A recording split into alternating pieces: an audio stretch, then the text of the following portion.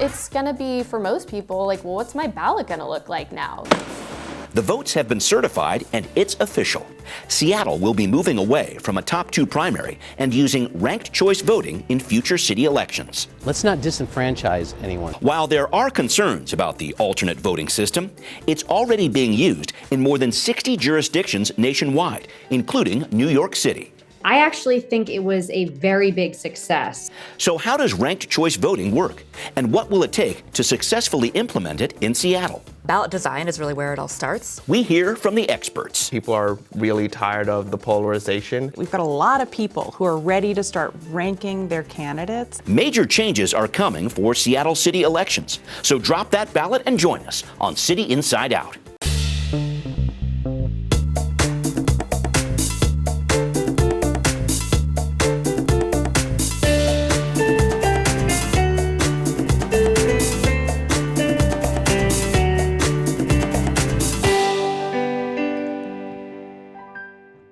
Welcome to this edition of City Inside Out. I'm your host, Brian Callanan. With the certified results this week, it's final. Seattle voters have narrowly approved a new ranked choice voting system for city elections. But the discussions on how to implement this process fairly, how long that will take, and how much it will cost have just begun. This week, we're looking at the future of ranked choice voting in Seattle and how that could impact elections not just here, but across the nation. After weeks, certified election results finally confirmed. About 51% of Seattle voters want to change our city's voting system. It was a little bit of a nail biter as far as whether we were gonna see any change at all. That's Heather Kelly, board president of the Seattle-King County League of Women Voters, which supported Seattle Proposition 1. The measure fell behind on election night, as voters were choosing no on Prop 1's first question, whether to change our system at all. But now most Prop 1 supporters can join the election celebration. The vote swung to yes on that first question and yes to ranked choice voting over approval voting on the measure's second question, putting to rest a contentious and somewhat confusing campaign battle for voters. I think the great news is that ranked choice voting is going to feel a lot less complicated compared to the question that they had to vote on. Kelly is bullish on the benefits of RCV, a voting system now in more than 60 jurisdictions across the U.S. that allows voters to rank their top choices. But she knows Seattleites will have questions. It's gonna be, for most people, like, well, what's my ballot gonna look like now? Supporters use the example of ranking your favorite ice cream. If your top choice of strawberry is the least popular and gets eliminated, your second choice of pistachio gets counted instead, and your vote isn't wasted. Through a process of elimination, two flavors remain, and voters pick one of those two choices in the general election.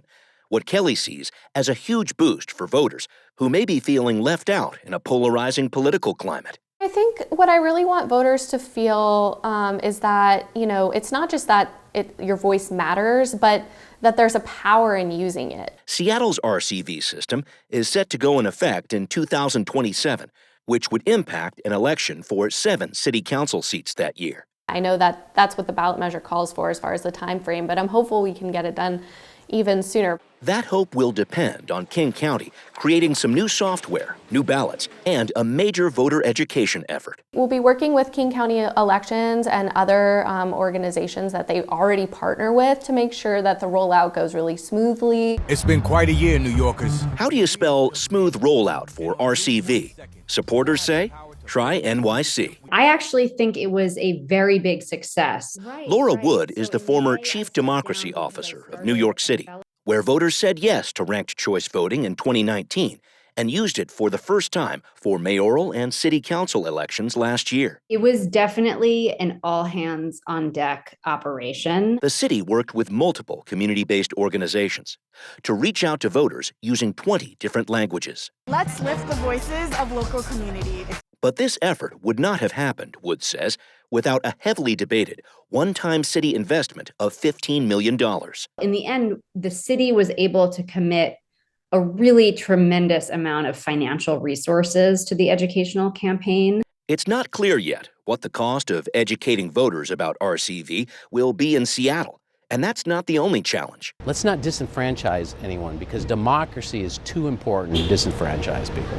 RCV has skeptics, like our newly elected Secretary of State and voters in San Juan and Clark counties who rejected ranked choice voting measures this fall. You can vote for me first and Betsy second, Or me first and them second. But RCV supporters say the system encourages less negative campaigning and helps attract more diverse voters and candidates, as evidenced by New York's mayor, who's black, plus the most women and people of color New York's city council has ever had. The fears that people had about it leading to outcomes that were not as good for candidates of color did not come to bear. It's a lesson learned for Seattle, which is waiting on King County and the state legislature to consider their own RCV measures next year. Seattle's a great baby step towards a statewide reform. And the nation is watching too, as Seattle joins dozens of other cities and states around the country looking for a new way to vote. Just given where we are as a democracy right now, it's incumbent on all of us to be thinking about steps that we can take to make our democracy more accessible. And to discuss this topic further, we have with us Kendall Hodson. She is Chief of Staff for King County Elections. Great to have you here. We also have with us Kamau Chege. He is Executive Director for the Washington Community Alliance. Kamau, good to have you too. And finally, Stephanie Houghton. She is Managing Director for FairVote Washington. Stephanie, great to have you too. Kamau, I'm going to go to you first here. The Washington Community Alliance is made up of more than 70 organizations led by and working in communities of color. You helped pass RCV in Seattle. So what impact do you think ranked choice voting is going to have on these communities? I think it's going to be great, not just for the organizations that do a lot of civic work in the city of Seattle, but also for voters. Because for the first time in primaries, people won't be nervous about talking about which candidate that they're voting for and, feeling the awkwardness of interpersonal politics, because they'll be able to convince their friends of a second or third choice. Right now, politics is really hard for people to talk about. It's getting more polarized, even within the nonpartisan elections of the city of Seattle. And this change that overwhelmingly 75% of Seattleites voted for is going to allow us to have positive sum politics, where it could say who I'm supporting and my friend can try to convince me of who should be my second choice. And I think that's going to be great for everyone. Thank you for that. Stephanie, let me go to you next, because your organization also actively supported RCV up through the election. But this was a very close race. People did favor RCV with question 1B on the ballot, as you mentioned there, Kamau, but it looked like 1A, that main piece there that needed to pass for any change to happen to our voting system. It looked like it was going to fail election night. That eventually changed and kind of squeaked by there. What message do you think you got from Seattle voters? I think we got a couple of messages from that. The first one being that it was a confusing setup for a question, right? And I think that in and of itself kind of needs addressing. But the second part too is that it wasn't just ranked choice voting on the ballot, and that alternative that did not work out was a really scary option, a really dangerous option. And I think a couple of the articles and endorsements that came out said, this is really bad. Like 1A is really bad. Yeah. Maybe vote no so that 1A doesn't happen. Yeah. And I think that was really the message that we took away, is because we've been talking to voters for so long. FairVote Washington, WCA, we are in the community. We talk to voters all the time. We know voters are ready for change, right? We know that voters want something different.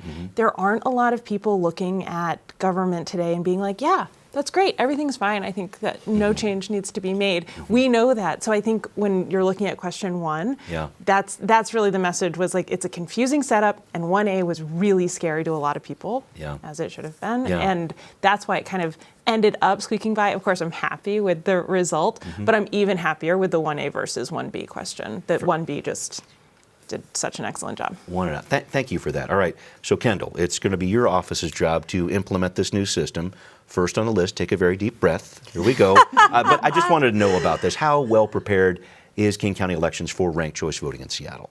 Yeah, it's a great question. As a rule, we don't weigh in on ballot measures either way. Right. So didn't take a position on this. But now that we have that result, we're excited to get started and figuring out how we implement this. It is a conversation we've been having for a number of years. It's been talked about in Olympia. King County actually considered a measure just last year to move to ranked choice voting. So we've been having conversations with other jurisdictions about what it looks like. We've been talking to folks like the Center for Civic Design about what it would look like for us to do this. So we've been thinking about it, but we're excited to actually dedicate some resources to it, really get into the weeds now and figure out a lot of those answers. Great. I'll get into that resources piece in just a little bit. But Kamau, let me go to you here because I talked with an official in New York City who helped successfully implement RCV there last year. She said education is going to be a key part of this for Seattle. And that means getting a clear message across to voters. And I think about this because our newly elected Secretary of State has expressed some concerns about RCV. It could disenfranchise people of color, potentially people who don't speak English. How do you make sure that doesn't happen? I think that is where a lot of people, neighbors, and civic organizations come in. For WCA, we were founded coming out of the 2020 census doing census outreach. And we're really successful in making sure we had the resources and talking to community members using relational organizing, one-on-one conversations. We were able to raise the participation rate for Washington State from being among the bottom 30 states in 2010 to having the second highest rate of self-response in 2020.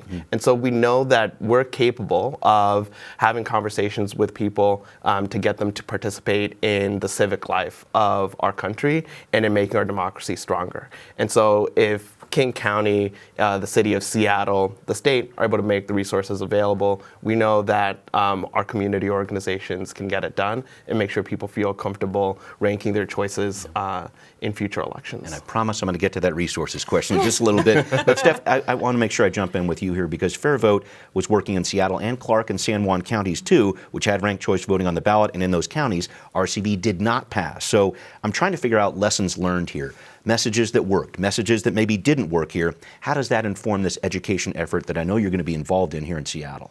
Yeah, so I think, San Juan County and Clark County, I think there were a lot of lessons to be learned. And one of the main messages is breaking through, right? And saying, like, we have a solution here. Let's talk about how we can best implement this solution. And I think that Seattle's going to really help with that messaging because we have such like a widespread network of trusted messengers, people who support ranked choice voting, and that once voters start using it, they really love using it. Ranked choice voting was on the ballot all over the country.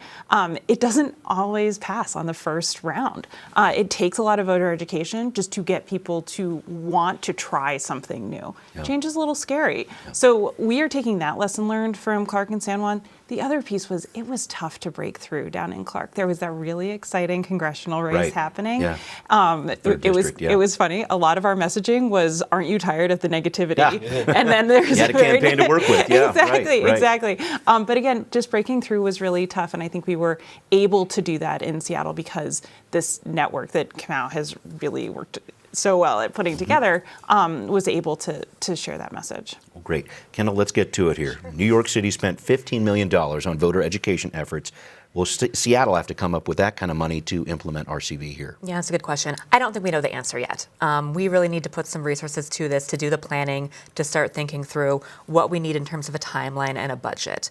The ballot measure gives us to 2027 to get this done. We're obviously going to move as fast as we can, but it's really important that we do it right. I think we talked a little bit about the climate that we're in right now. There's also a lot of misinformation about elections right now. So we need to get this right. We need to do lots of user testing. We need lots of working with voters, making sure all the pieces are in place. So our first conversations are with our tabulation vendor, getting some of that set up, and then that education piece, that voter outreach piece is going to be absolutely essential. Do we even know who to ask at this point? Meaning, does it come from Seattle? Does it come from King County in terms of those dollars, or how does that work? Yeah, it's complicated how we allocate election costs.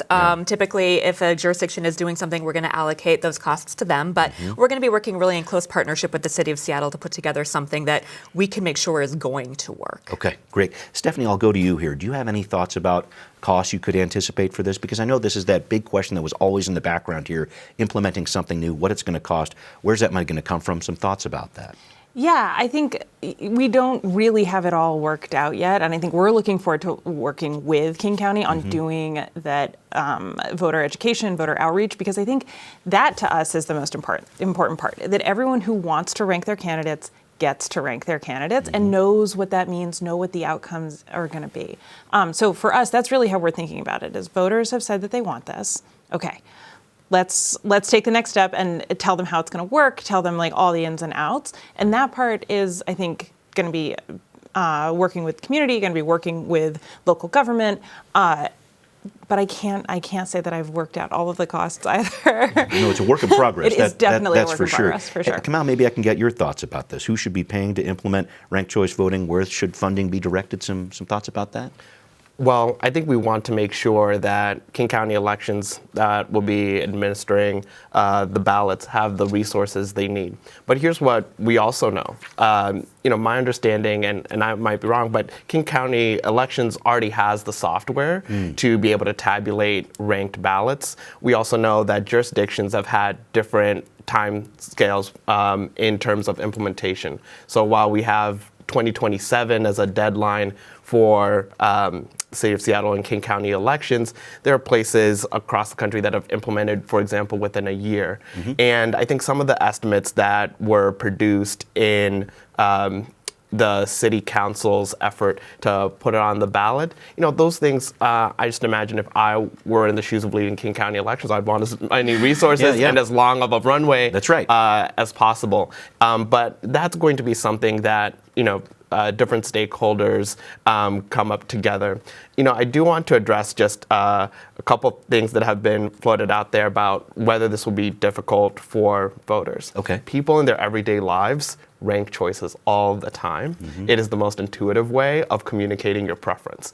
And there are people of color, immigrants, new Americans and non-English speakers in New York City, in Utah, and Alaska, in jurisdictions across the country that use ranked ballots, and they prefer it and communicate that over 90% of them will say they can pick the ice cream flavors. Yeah, I got exactly. And so can people with disabilities. So I think it's wrong for some to suggest that this is going to make elections difficult for people with disabilities or for non-English speakers. Yeah. We know that's not the case across the country. Thank you for making that point. And I'm going to get to that timeline piece in just a second. But a last question on cost here, Kendall. I heard that bit about software. I'm trying to figure out what else is needed in terms of the physical plant. Do you need to print new ballots? Is that going to cost money and all these different things? Maybe some of those back office kind of costs we might think about. Yeah, there's a lot of things that we're thinking about right now. Okay. So ballot design is really where it all starts, thinking through how many candidates we're going to be ranking, thinking through what that ballot looks like. That's kind of a really initial piece we need to be thinking about.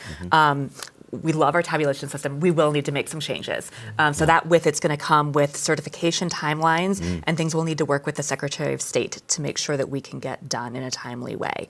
There's going to be other things like we're going to probably move to a 2-page ballot. That maybe seems like not a huge thing, but right now our team reconciles every single night, every single ballot in a 1-to-1 way with that envelope and that ballot. We'll need to think through what that looks like when all of a sudden you have multiple pages with a ballot. And we'll need to think about results. I think one thing is we have lots of great examples of ranked choice voting across the country. Voting systems really vary a lot by state. We often only see 50 to 60% of results reported on election night here in King County. Right. So thinking through how are we making sure that we're reporting those results in a way that is helpful, gets people information, but also doesn't cause confusion is something we're thinking about too. Is it a situation where you would limit it just the top 5 choices? I've heard some talk about that. Is that an idea? Yeah, I mean, I think the ballot measure says at least 5 in the ranking. If you look across the country, there's lots of different ways that folks do it. I mean, we've seen obviously city council races with 17, 20 folks. That looks really different on a ballot. So those are the kinds of questions, right? Those are the kinds of questions we'll need to be thinking about, and then we'll need to work with our vendor to make sure that our system can process all of those. Got it. And just an education piece, maybe Kamau or Stephanie jump in on this one. In thinking about this, you've got some voters who, well, they're all voting by mail, right, in our state here. but they can't come to the polls to say, oh, I have a question about this. I guess that just makes the whole education piece that much more important. I was talking with New York City about this, and I'm trying to figure out how you work on that piece of it, making sure things are posted in different languages and things of that nature here. Anyone want to jump in? Yeah. Well, I think for just a high-level point for every voter to be assured, if you're someone who didn't vote for ranked choice voting, didn't vote to move or change our elections, when we do have a ranked choice primary, things aren't going to change for you. You can still just have your one preference of the candidate you like as your first choice and not rank any other choices. So no one is being forced to change how they vote. People are given the opportunity to rank second and third choices. And, I've been really proud as just a King County resident of the way that King County Elections is able to engage with voters on Twitter, on Instagram, online, email, giving them a call. And I imagine if people have questions, they'll be able to get those readily answered. Fair enough. Yeah. I would offer, we do also have some in-person opportunities for voting here in King County. That's true. We'll open our 6 to 7 vote centers across the county. And then I think languages is really important too. So we provide materials in Chinese, Vietnamese, Korean, and Spanish right now. We'll be adding Somali and Russian next year. So that's also part of that ballot design and education question, is making sure we're doing all of that work in all of the languages that we provide ballots in. Do you have a point? Yeah, and that flexibility that I think both just touched on is like meet voters where they are, right? Like this is the ballot. Let's talk about it. And I think it's online, it's email. We also had some really great door knocking within neighborhoods. That was really cool because you could knock on somebody's door and it was like, oh yeah, I'm interested in that, but I don't know what it is. Great, let's talk about it. And we had these really sort of small canvas packets that were just your neighborhood, right? So you just go out in your neighborhood and say like, I know how this works. Can I talk to my neighbors about how this works? It's not about like, I like this candidate, I don't like this candidate. This is your new ballot. Can I talk to you about it? And it's really, it is quite literally meeting voters where they are. Yeah. I want to get back to this timing issue. And Stephanie, let me start with you. I talked with the League of Women Voters. They were hoping to get this RCV system in Seattle rolled out before the deadline of 2027 that we saw on our ballots. And I should point out, Kamau, you brought this up earlier, but this vote in New York City, they approved RCV in 2019, had the system in place 2 years later. Would you like to see RCV in place by the time we elect a mayor or city attorney again in 2025? What's our timeline here? We would like to see that. We also know that voters need to be educated. We are looking at cities like New York and other places that have done it really quickly, a really quick turnaround. So we are hoping to work closely with King County elections, but yes, we would love to see this implemented by 2025 for the 2025 election. The clock's ticking here, Kendall. No, I hear that. I guess it's this question of, do you want to move a little more quickly with the momentum of this election? Do you need to take more time with it? Some thoughts on timing?